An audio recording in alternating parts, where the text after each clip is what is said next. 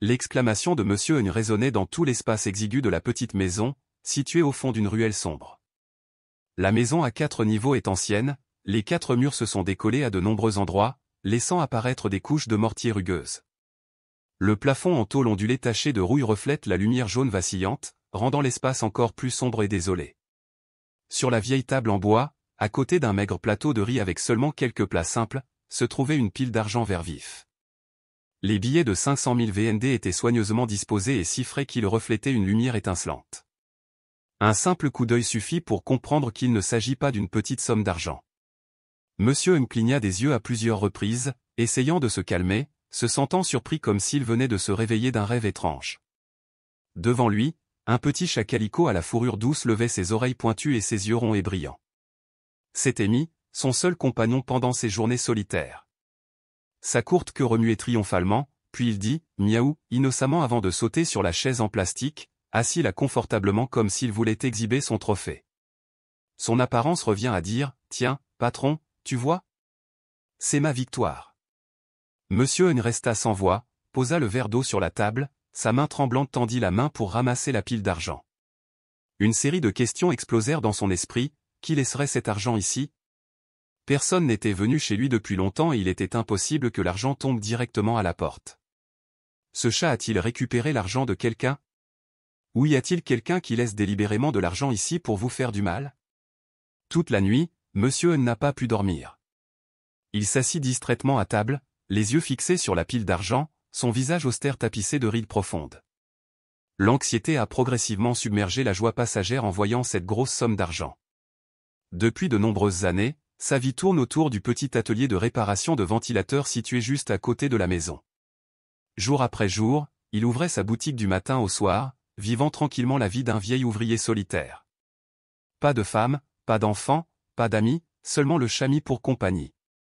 Pourtant, aujourd'hui, cela l'a plongé dans une situation à la fois drôle et pleurante.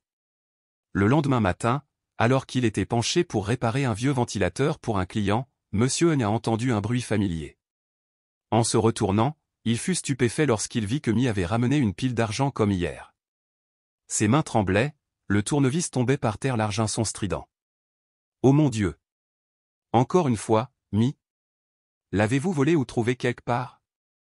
Mi gardait toujours une apparence calme, remuant légèrement la queue, les yeux ronds comme s'il ne comprenait pas pourquoi le patron était si excité.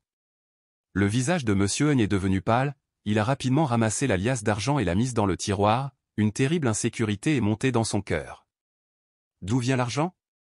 Si Mi continue de rapporter de l'argent, que se passera-t-il si quelqu'un découvre et que des rumeurs se répandent selon lesquelles il stocke illégalement de l'argent ? La peur et la curiosité l'ont progressivement emporté, le poussant à décider de découvrir la vérité. Il a couru jusqu'à l'entrepôt et a cherché une vieille caméra qui restait du moment où il l'avait installée pour un client, mais ne l'avait pas encore restituée. Il s'agit d'une simple caméra capable d'enregistrer la nuit et de sauvegarder des images sur un ordinateur portable. Essuyant l'épaisse couche de poussière, il a vérifié la source d'alimentation puis l'a soigneusement installée dans un coin de la maison, face directement à la direction fréquentée par Mi.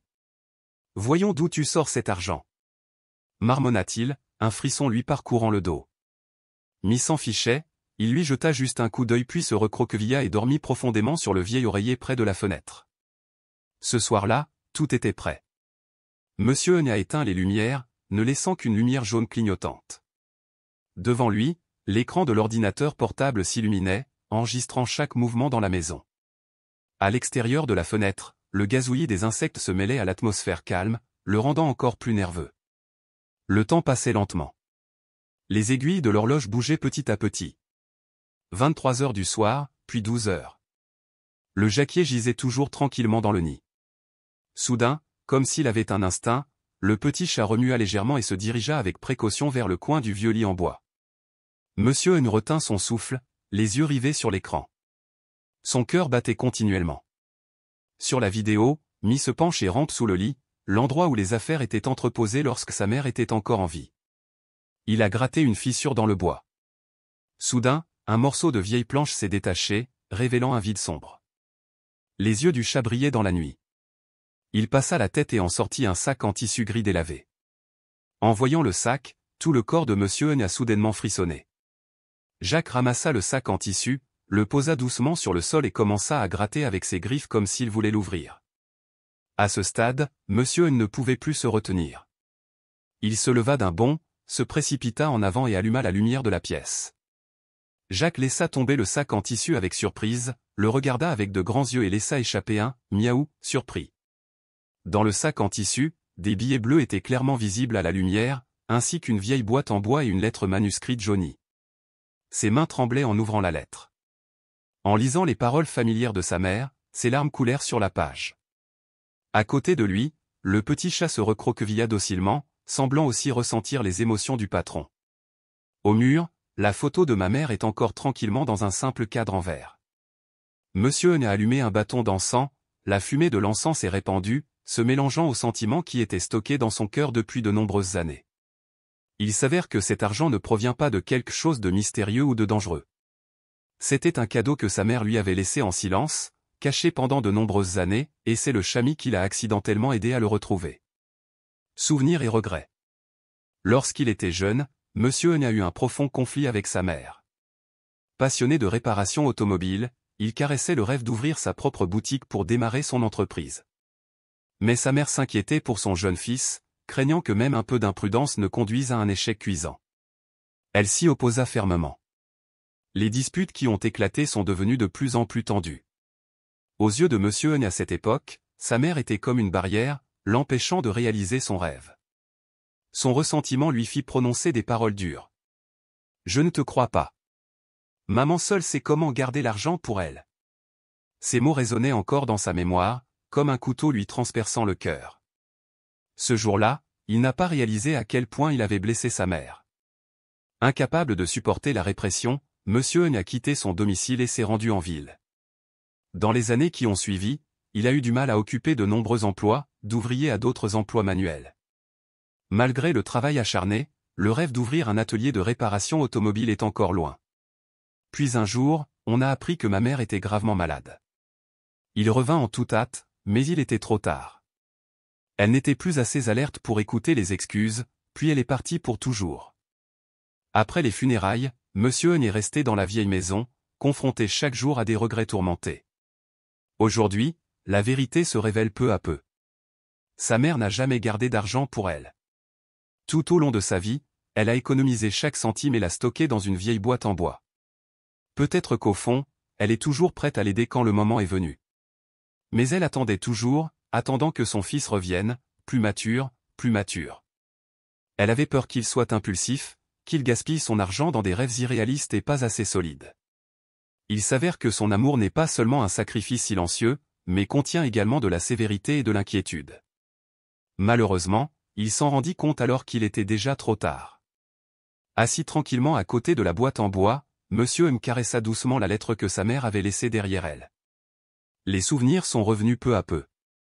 Il se souvient que sa mère faisait toutes sortes de travaux pour gagner sa vie, peu importe qui était embauché, elle n'osait jamais gaspiller d'argent pour elle-même. Elle jeûnait et n'osait pas acheter de bons médicaments lorsqu'elle était malade, juste pour économiser de l'argent pour ses enfants. Pourtant, ce jour-là, il pensait aveuglément que sa mère était égoïste. Aujourd'hui, cet argent est toujours là, comme preuve vivante de l'amour maternel. Monsieur N se sentait à la fois triste et chaleureux dans son cœur. Mais alors, une question s'est posée, que doit-il faire de cet argent? Une somme d'argent trop importante pour sa vie actuelle, et surtout, elle était trempée dans les larmes et les sacrifices de sa mère décédée. Le chat Jacques sauta doucement sur ses genoux, frottant sa douce fourrure contre sa main. Ce sentiment a réveillé Monsieur N. Oui, grâce à toi, je sais que ma mère a laissé derrière elle cette fortune. Il caressa doucement Mi, la voix rauque d'émotion. Comme s'il comprenait les sentiments de son maître, Mi pleura doucement, puis se frotta la tête sur ses genoux. Toute la nuit, Monsieur N s'est assis et a discuté avec le petit chat, parlant de son enfance, de sa mère violente, de ses tourments et de ses erreurs. Pour la première fois depuis de nombreuses années, il se sentait soulagé, comme si sa douleur et son ressentiment de longue date avaient été exprimés. Lorsque le coq chantait le matin, il s'endormait en rêve. À la recherche de souvenirs. Le lendemain matin, Monsieur N s'est réveillé avec une détermination claire, il devait utiliser cet argent pour quelque chose de significatif, pour être digne de l'amour et du sacrifice de sa mère. Mais quoi concrètement, il ne l'a toujours pas compris.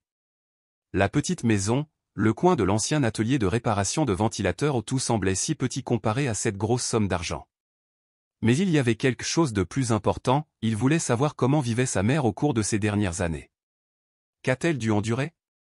Est-ce que quelqu'un sait qu'elle a secrètement caché de l'argent pour épargner pour lui? Tôt le matin, Monsieur Eun a quitté la maison et a marché le long de la vieille ruelle. Les murs étaient tachetés de mousse verte, la route était pleine de nids de poules, où lui et ses enfants chassaient et jouaient. Maintenant, tout a changé. Seul un homme d'âge moyen reste tranquillement à la recherche du passé. La première destination était la maison de Madame Tu, l'amie proche et la sœur jurée de ma mère pendant de nombreuses années. La petite maison de 4 niveaux est située sous un grand amandier, les murs jaunes blanchis à la chaux se sont estompés avec le temps. En le voyant, Madame Tu était heureuse. Est-ce que c'est pendu? Cela faisait longtemps que je n'étais pas venu. Y a-t-il quelque chose qui ne va pas? Monsieur Eun était confus et maladroitement interrogé sur les dernières années de la vie de sa mère. En entendant parler de sa mère, les yeux de Madame Tu se sont assombris de regret. Elle dit lentement. Après ton départ, ta mère était très triste. Elle a rangé l'épicerie, puis a entrepris des travaux de couture supplémentaires. Un jour, elle a rencontré sa grand-mère qui ramassait des chutes et des bouteilles. Lorsqu'on lui a demandé, elle a répondu « Maintenant, je suis libre, je ferai tout ce qu'on me dira de faire, je pourrai économiser de l'argent. » Elle le sait, elle pense toujours à son enfant. Elle avait peur que son enfant soit dans le besoin, craignait que son enfant souffre, alors elle a économisé chaque centime. Souvent, lorsqu'elle était malade, elle n'osait pas aller chez le médecin et n'achetait que des médicaments à prendre avec parcimonie. Celui qui m'a conseillé n'a pas écouté. En entendant cela, Monsieur Eun a baissé la tête, les mains serrées, la gorge serrée. Miss Tu soupira. Elle aime beaucoup son enfant, mais elle a aussi peur de ne pas avoir assez d'expérience et de dépenser de l'argent sans discernement. Elle a décidé que lorsqu'elle verrait que son fils était plus stable, elle lui donnerait tout l'argent nécessaire pour ouvrir une boutique. Mais malheureusement, je me suis mis en colère et je suis parti. Quand je suis revenu, elle ne pouvait m'entendre dire que quelques mots, puis n'en pouvait plus. Ces mots étaient comme un couteau transperçant le cœur de Monsieur Eun. Il se souvenait du moment où sa mère était en train de mourir, il se tenait juste tranquillement à côté du lit, n'osant pas s'approcher. À cette époque, il pensait que sa mère était indifférente. Mais il s'est avéré qu'elle était épuisée et qu'elle n'avait pas assez de souffle pour tenir son enfant dans ses bras. Il a tenu la main de Madame Tu, sa voix tremblante.